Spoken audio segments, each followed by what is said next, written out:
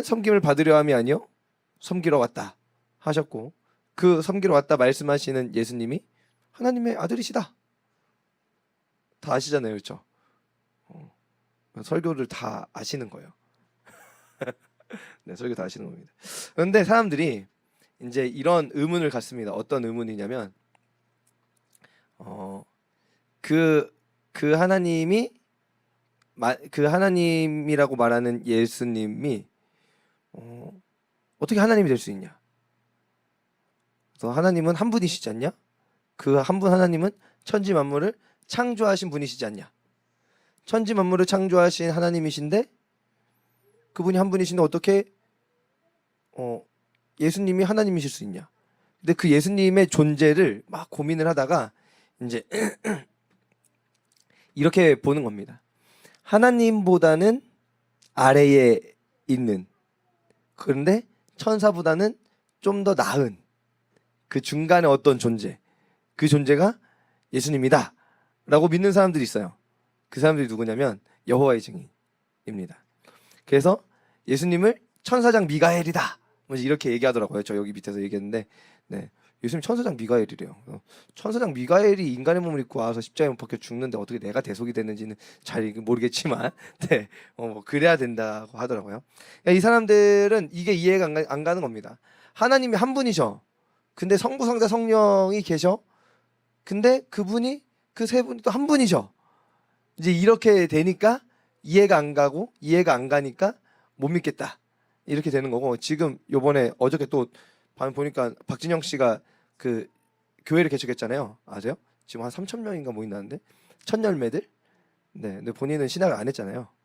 네, 신학도 안 하고 목사 안수도 안 받고 기존 교회도 아닌데 이제 그렇게 막 말씀을 풀어서 하는데, 뭐 논리가 없진 않겠죠. 논리가 없진 않은데 굉장히 위험합니다. 위험한 부분이 굉장히 많습니다. 이게 저는 이제 모두가 다 이제는 다 아는데, 본인 스스로 건들지 마라. 나를 건들지 마라. 나는 내가 스스로 찾아가겠다. 뭐 이제 알아서 찾아가 보겠다. 뭐 이제 이렇게 하니까 건들지 말라는데 어떻게 그냥 알겠다. 뭐 이제 이러는 거. 근데 당신 위험하다 얘기를 하는데, 삼위일체에 대해서도 본인이 뭐 다 공부를 해봤다. 뭐 이제 얘기를 하면서 뭐 이제 삼위일체라는 안경을 교회에 가면 다시 씌워줄 거라고 하는 거예요. 안경을 씌워주는 게 아니라 그게 우리의 믿음의 고백이에요. 왜냐면 예수님께서 분명히 말씀하셨어요. 아버지와 나는 하나다. 아버지 하나는 하나다라고 분명히 말씀하셨고, 이제 그 하나됨 가운데에서 봐야 되니까, 그러면 이제 한 분이신 것 같다 뭐 이제 여러 가지 것들을 막 이야기하는데, 아니에요. 그냥 한 분이시다라고 해야 돼요. 왜요? 그냥 우리에게 알려주신 것을 그대로 받아야 될 뿐이지, 우리가 그거를 자꾸 재고 따지고 막 나누고 이럴 수 있는 것이 아니기 때문입니다. 삼위일체를 우리는 고백해야 되고, 왜 삼위일체여야만 하는가 히브리서가 증언하고 있습니다. 그래서 오늘 말씀을 통해서 히브리서를 살펴보도록 하겠습니다. 구약에 나타난 그 천사들의 모습 속에 하나님이 없으신가? 있으세요. 어떤 내용이냐면, 아브라함이 장막 앞에서 앉아 있는데 부지중에 섬겼더니 천사를 섬겼더라. 뭐 이제 이 말씀 알고 있죠? 그래서 이삭이 태어날 거에 대한 예언, 그 약속. 그래서 명년 이맘때, 내년 이맘때에 내가 아들을 낳을 것이다. 이 약속을 한 천사. 그때 천사가 몇이 나타났죠? 천사 셋이 나타났어요. 천사 셋이 나타나서 대접을 했습니다. 그리고 소돔과 고모라에 심판하러 가잖아요. 그 천사가. 그때 나타난 천사는 몇이죠? 둘이요, 둘. 천사가 둘이라고요. 그러니까 아브라함 앞에는 셋이 나타났다가 소돔과 고모라에 갈 땐 둘이 나타났어요. 그러면 그 셋과 둘 사이에 하나가 없어졌잖아. 그 하나의 천사는 누구였을까? 네, 약속하신 하나님이에요. 왜요? 하나님의 약속이니까. 하나님이 약속하셨잖아요. 그렇죠? 아브라함이 하나님과 약속했잖아요. 그렇죠? 그래서 그 천사, 그러니까 육신을 입지 않은 그 어떤 천사의 모습으로 한 하나님. 그래서 야곱과 씨름한 천사 누굽니까? 야곱이 씨름을 했는데 천사를 붙잡았잖아요. 근데 왜 이스라엘이래? 근데 왜 하나님과 겨루 이겼대? 이해가 가시죠? 이해가 가세요? 다니엘이 기도하다가 환상 중에 죽은 자처럼 완전히 이렇게 막 뻗었는데 어루만지니까 다시 일어났어요. 그의 형상을 봤더니 요한계시록에 나타난 그리스도와 흡사해요. 근데 그와 동일한 경험을 요한계시록의 요한도 경험을 해요. 도대체 다니엘이 만난 그 천사는 누구인가? 성자예요, 성자. 네. 성자 예수 그리스도라고 보는 겁니다. 육신을 입지 않으신 그리스도의 현현이라고도 말합니다. 그러니까 천사 기독론을 막 반박하고자 근데 이런 거 아니에요. 그러니까 그렇다고 해서 여호와의 증인이 말하고 있는 그런 천사와 같은 종류의 그리스도를 말하는 게 아니라 하나님께서 이 땅 가운데에 우리에게 나타나시는 그 일들이 있었다라고 보는 것입니다. 이해가셨죠? 자, 그런 가운데에서 또 봅시다. 천사가 하나님의 아들이라고 표현되어져 있는 성경 구절이 있어요. 그것이 어디죠? 욥기예요. 욥기 2장 1절에 봤더니 또 하루는 하나님의 아들들이 와서 여호와 앞에 서고 사탄도 그들 가운데 와서 여호와 앞에 서니, 그러니까 사탄이 여호와 앞에 섰고 하나님의 아들들도 서 있으니, 여기서 하나님의 아들들은 누구예요? 천사죠. 네. 그런데 이 하나님의 아들들 복수의 형태로 표현합니다. 그렇지만 하나님의 아들이라고 하는 단수로서 그 어떤 고유한 명사로 지칭해서 말하는 적은 없어요, 천사를 향해서. 그런데 그 씨, 이사야서의 씨, 그 씨, 이건 단수입니다. 그리고 사무엘하 7장에 다윗에게 말씀하시는 내 씨로 말미암아, 거기서 그 씨도 단수입니다. 명확한 지칭이에요. 명확한 지칭. 그 하나님의 아들은 다르다, 천사와 다르다라고 하는 겁니다. 그래서 오늘 히브리서는요, 증언합니다. 하나님의 아들은 하나님의 본체시라고 증언합니다.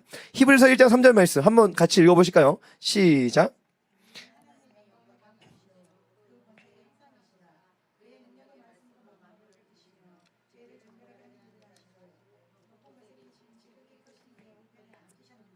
아멘. 우리가 믿는 하나님의 아들 예수 그리스도는 하나님의 영광의 광채세요. 하나님의 본체의 형상이시라고요. 이해가시죠? 그분은 만물을 붙드시는 분이시고 죄를 정결하게 하시고 높은 곳에 계신 지극히 크신 이의 우편에 앉으셨습니다. 이게 무엇을 말하냐면 하나님과 동등됨을 말하는 거예요. 하나님과 어깨를 나란히 하고 있다고요. 성부와 어깨를 나란히 하고 있는 존재다라는 말이에요. 하나님의 영광의 광채시고 그 본체의 형상이시다. 무엇보다 어떻게 해요? 만물을 붙드실 뿐만 아니라 지극히 크시니 하나님 보좌 우편에 앉아 계신다. 나란히 되어져 있다는 겁니다. 인간이 왜 범죄했습니까? 왜 타락했습니까? 하나님보다 더 세지려고 한 게 아니에요. 그냥 하나님하고 어깨를 나란히 하고 싶었던 것 뿐이에요. 인간이 그 지혜가 충만했던 그 인간이 생각할 수 있는 그 한계치는 거기까지입니다. 하나님보다 더 높아지려고 한 게 아니에요. 하나님과 어깨를 나란히 하려고 한 겁니다. 거기까지예요. 본인이 생각한 거 안에서 극치는 하나님하고 같아지는 거지 그걸 넘어서려고 하는 게 아닙니다. 넘어설 수 없다는 것을 이미 알았어요. 넘어설 수 없는 자 옆에 동등하게 서겠다는 겁니다. 할 수가 없는 거라고요. 인간의 범죄의 그 핵심 내용이에요. 근데 성자 예수 그리스도는 그 하나님과 어깨를 나란히 하는 존재다라고 증언하고 있잖아요. 그럼 이분이 누굽니까? 하나님이시죠. 그래서 증언하는 겁니다. 1장 5절에 너는 내 아들이라. 어디 그 누구에게 어떤 천사에게 오늘 내가 너를 낳았다라고 표현하는 내용이 있는가라고 질문하고 있는 겁니다. 시편 8편에서 말이죠. 오늘 히브리서는 낳았다라고 하시는 말씀의 증언을 가지고 말하는 겁니다. 하나님께서는 온 만물을 지으시기 전에 영원 속에서 성자를 낳으셨습니다. 여러분, 낳으셨다고요. 낳았다고요. 하나님이 낳으신 존재라고요. 그러니까 이 낳았다라고 하는 표현을 보면서 봐, 하나님이 성자를 지었잖아 라고 여호와의 증인은 오해해요. 이걸 오해한다고요. 그러니까 낮은 존재잖아. 봐, 이렇게 아빠가 있고 성교 딸이 있으면 아빠가 더 높은 존재잖아. 딸은 낮은 존재잖아. 보세요. 인간의 존엄성. 그러니까 제가 얘보다 더 존엄한 생명이죠? 그거 아니잖아요. 본질적으로 같은 존재라고요. 본질적으로 같은 존재. 그런데 보세요. 성부가 성자를 낳으셨어요. 성부가 성자를 낳으셨는데 언제 낳으셨죠? 영원의 시간 속에서 낳으셨어요. 그러니까 영원 속에서 낳으셨어요. 영원. 이 영원은 무엇이냐면 끝이 없는, 시작도 없고 끝이 없는 그러한 상태 안에서 낳으셨어요. 그쵸? 그러한 상태에서 낳으셨는데 여러분 제가 아이를 낳으면 막 강아지가 나옵니까? 아우 우리 예쁜 똥강아지 강아지가 나옵니까? 아니잖아요. 제가 애를 낳으면 또 막 아예 생판 다르지도 않아. 어디 가서 보면 어우 얘는 이 집 딸이네. 얘는 아주 그냥 뒷모습 실루엣이 지 아빠랑 똑 닮았네. 막 성격도 닮았어. 막 그 밥 먹는 식성도 닮고 막 그래. 막 그쵸. 막 뛰는 모습도 닮았어. 아예 생판 다르지 않다고요. 그쵸? 영혼의 시간 속에서 하나님이 성자를 낳으셨습니다. 그 낳아지신 성자는요 본질적으로 성부와 같아요. 성부의 무한하심 같아요. 성부의 편재하심 뭐요? 어느 곳에나 존재하시는 그 신성이 동일하다고요. 영원하시고 불변하시고 전지하시고 전능하시고 이게 동일하다고요. 얘가 가지고 있는 손가락 5개의 기능과 제가 가지고 있는 손가락 5개의 기능이 동일한 것처럼 성부의 존재만 생각해 보세요. 성부 온 세상 만물에 충만하시고 영원하시고 지혜와 지식이 한계가 없으시고 그냥 초월적이세요. 그리고 어떻게 해요? 영으로 존재하세요. 영으로 존재하세요. 그런데 그분이 자기와 동일한 본질적 존재를 낳으셨어요.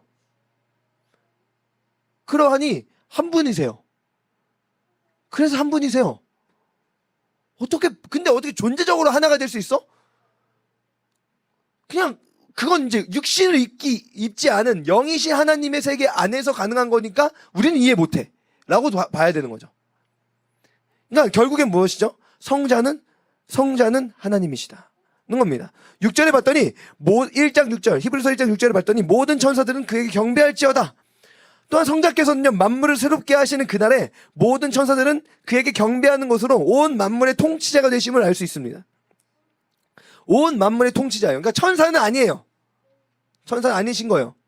자 9절 말씀에 즐거움의 기름을 주께 부어 동류들보다 뛰어나게 하셨고, 여기서 이 동류라고 하는 단어 때문에 또 여호와의 증이 또 공격하는 거예요. 동류라고 했잖아. 동류 같은 종류보다 뛰어나게 하셨다고 말하고 있잖아 라고 하는 거예요. 진짜 짜증나. 막 여러분 너무 짜증나. 동류 뭐예요? 기름 부음 받은 그리스도. 여러분 그리스도가 한 분이죠.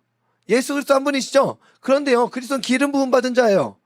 그러면 그 이전에 그리스도는 누구예요? 다윗도 기름 부음 받은 자잖아요. 그리스도지. 아론도 제사장들도 계속 다 기름 부음 받아서, 선지자들도 기름 부음 받아서, 기름 부음 받은 자, 왕, 제사장, 선지자 그들에게 머리에 기름 부어서 그들을 세웠다고요. 그게 뭐예요? 오늘 1장 1절 말씀에 옛적의 선지자들을 통하여 여러 부분과 여러 모양으로 우리 조상들에게 말씀하신 하나님께서 그들을 기름 부어 세워서 말씀하셨다고요. 그리고 이 모든 날 마지막에는 아들을 통하여 그들에게 그 아들에게 머리에 기름을 부음으로 그를 그리스도로 세워서 우리에게 말씀하셨다는 거예요. 그러니까 기름 부음 받은 자들 가운데에서 더 높아지게 하셨다, 더 온전하게 하셨다, 이렇게 봐야 되는 것입니다. 예수님은 부활하시고 승천하시고 하나님 보좌 우편에 앉으신 그 제 위로서 하나님과 동등됨을 나타내시는 그 뛰어나심이 나타났다는 거예요.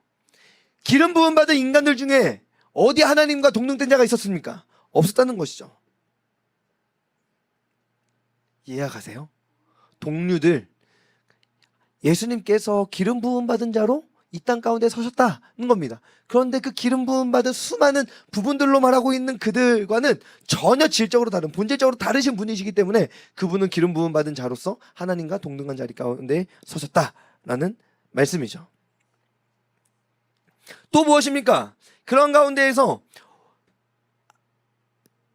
시편 110편 말씀에 다윗을 통해서 하신 말씀입니다. 그러니까 다윗도 선지자죠. 네. 다윗을 통해 하신 말씀입니다. 넌 발등상이 될 때까지 너는 내 우편에 앉아있으라 라고 말씀하셨습니다. 이때 다윗이 어떻게 말하냐면요, 내 주 하나님께서 내 주께 이르시되. 내 주 하나님, 다윗의 하나님은 다윗의 주인이세요. 주님만이 왕이십니다. 다윗의 주는요 하나님 한 분밖에 없어요. 그런데 나의 한 분 주 되신 그 하나님께서 내 주께 말씀하셨대요. 근데 그 주께 어떻게 말씀하셨냐면 내 우편에 앉아있으라. 그래서 예수님 말씀하세요. 야, 그리스도가 누구의 후손으로 오니? 바리새인들이 다윗의 후손이요. 근데 다윗이 이렇게 말했어. 내 주 하나님께서 내 주께 이르시되. 이 주는 그리스도 아니냐? 그런데 다윗의 후손으로 오는 그 그리스도가 어떻게 다윗의 주가 되겠느냐? 그런데 그 주가 어떻게 해요? 하나님과 동등된 하나님 보좌 우편에 앉는 주가 되었다. 도대체 무엇이냐? 그러면 그리스도는 누구냐? 하나님이라고 고백해야죠. 그래서 바리새인들이 대답도 안 하고 도망갔어요. 그리고 예수님 십자가에 못 박아 죽이려고 간 겁니다. 그때부터 계획 실행이 되는 겁니다. 네.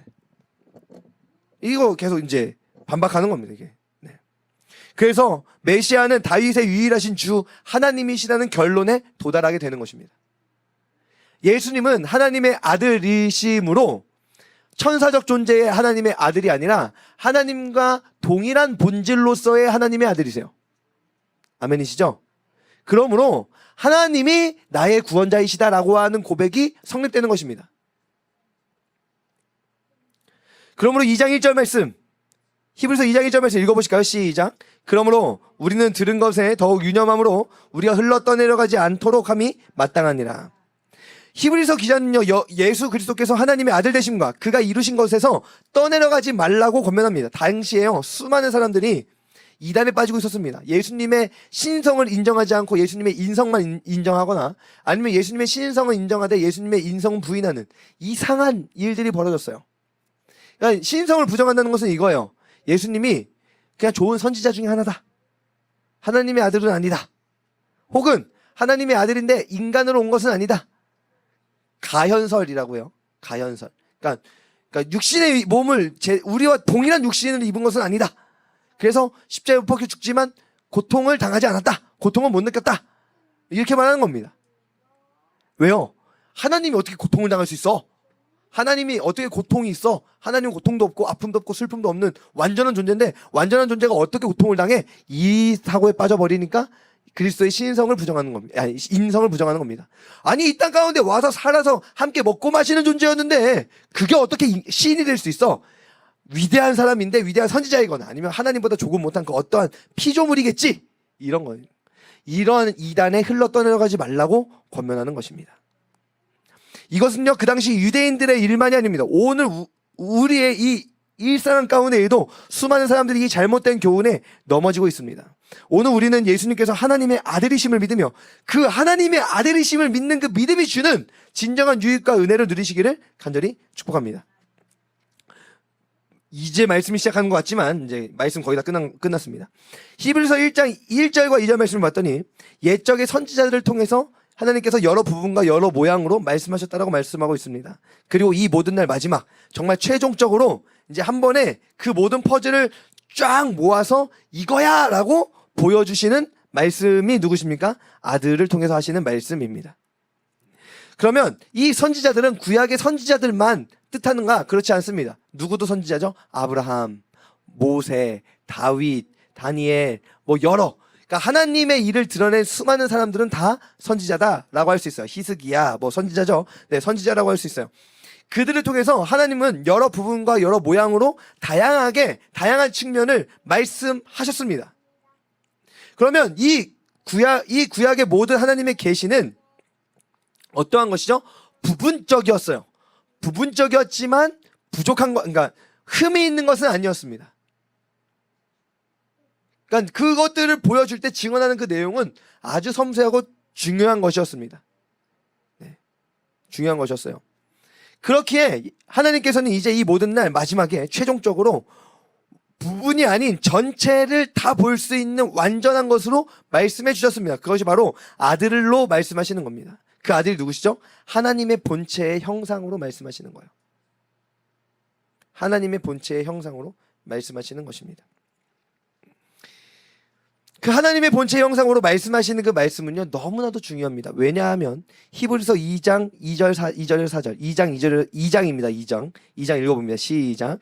천사들을 통하여 하신 말씀이 견고하게 되어 모든 범죄함과 순종하지 아니함이 공정한 보응을 받았거든 우리가 이같이 큰 구원을 등한히 여기면 어찌 그 보응을 피하리요. 이 구원은 처음에 주로 말씀하신 바요 들은 자들이 우리에게 확증하는 바니 하나님도 표적들과 기사들과 여러 가지 능력과 및 자기의 뜻을 따라 성령이 나누어 주신 것으로서 그들과 함께 증언하셨느니라. 아멘. 여러분, 아까 천사에 대해서 이야기했고 하나님의 아들 예수 그리스도에 대해서 잠깐 비교해서 나누어서 이야기했죠. 근데 왜 이걸 했냐면 히브리서 1장 1절 말씀에 옛적의 선지자들을 통하여 하나님이 말씀하셨다라고 말하고 있는데 2장 2절 말씀에서는 천사들을 통하여 하신 말씀이라고 하고 있어요. 그러니까 하나님께서 천사를 통해 선지자들에게 그 말씀을 허락하시고 선지자들은 그 말씀을 선포했습니다. 그 선포한 말씀의 그 핵심 내용의 중심은 무엇이죠? 율법이에요. 율법이라고요.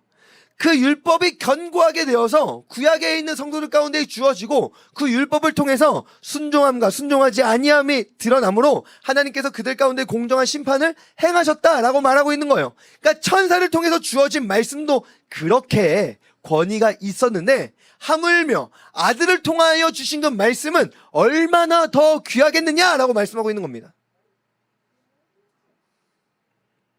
그러므로 히브리서 2장 3절 말씀에 우리가 이같이 큰 구원을 등한히 여기면 아들을 통해서 주어진 이 완전한 계시 속에 주어져 있는 완전한 복음을 가볍게 여기고 외면하고 무시한다면 어찌 그 보응을 피하겠느냐라고 물어보고 있는 겁니다. 부분적인 말씀이었던 율법에 대해서 유대인들이 얼마나 마음을 쏟고 얼마나 열심히 품었는가를 기억하십시오. 그러면 오늘 우리에게 주어져 있는 이 복음은 우리가 얼마나 더 열심을 품고 얼마나 더 마음을 쏟아야 되는지를 생각해 보십시오. 바리새인들의 열심보다 우리가 더 가져야 되지 않겠습니까? 하나님의 아들이 그 아들이 우리에게 이 복음을 주시려고 말씀하시려 찾아오셨습니다. 찾아오셨는데 찾아오시는 그 과정이 어떠냐면 따라해 보실까요? 섬기시다. 다시 한번 섬기시다. 자, 히브리서 1장 마지막 절 한번 읽어보실까요? 히브리서 1장 마지막 절 1장 14절 읽어봅니다. 시작. 모든 천사들은 섬기는 영으로서 구원받을 상속자들을 위하여 섬기라고 보내심이 아니냐. 아멘. 자, 천사들을 섬기라고 보내셨대요. 천사들을 섬기라고 보내셨는데 2장 2절에 어떻게 해요? 천사들을 통하여 하신 말씀이래요. 그러니까 구원받을 상속자들을 섬기라고 천사들을 보내셨는데 그 섬김의 일이 뭐냐면 천사들이 말씀을 전하는 것입니다. 그쵸? 근데 아들을 통해서 하나님이 어떻게 하셨대요? 말씀하셨대요. 그러니 이 천사의 섬기는 일을 누가 하신다고 하시는 거예요? 아들이 하신 거예요. 아들이 하신 거예요. 이미 아들은 낮아지셨습니다. 그러니까 이 말씀을 전하시려고 이 섬기시려고 어떻게 하신 거예요? 인간의 몸을 입고 이 땅에 오신 것이라고요. 구원받을 상속자들을 위해서 이 땅에 오셨다. 육신의 몸을 입으셨다. 그러니까 이 땅에 오신 것이 내가 너희를 섬기러 왔다. 하나님을 섬기고 내가 너희를 섬기러 이 땅에 왔다. 라고 하는 것은 무엇이에요? 하나님의 말씀을 전하러, 하나님의 말씀을 선포하러 친히 이 땅 가운데 오셨다는 것입니다. 섬기시는 아들입니다. 섬기시는 아들. 천사들이 섬겼던 그 전해주던 그 말씀은요, 우리의 그 섬김의, 그 천사들의 섬김은 그것을 완성할 수 없었습니다. 무엇이죠? 율법 때문이죠. 율법은 인간의 죄인됨 때문에, 이 율법이 부족해서가 아니라 죄인들이 연약하고 부족하고 악해서 구원을 얻을 수 없었습니다. 구원을 받을 수 없었습니다. 하나님께서는 사람을 하나님보다 조금 못하게 지으셨는데, 히브리서 2장에 또 읽어보세요. 2장 나중에 읽어보세요. 2장 제가 짚어드릴게요. 히브리서 2장 5절부터 8절까지 읽어보세요. 그 가운데에서 6절부터 8절에 보시면 시편 8편을 인용하고 있습니다. 시편 8편을 인용하고 있고 7절 말씀에 그를 잠시 동안 천사보다 못하게 하시며, 이거를 시편 8편에서는 그를 하나님보다 조금 못하게 하시며 라고 말하고 있어요. 그러니까 이게 뭐냐면 하나님께서 인간을 지으셨던 모습을 말하고 있는 것입니다. 하나님께서 인간을 지으신 모습을 말하고 있는 거예요.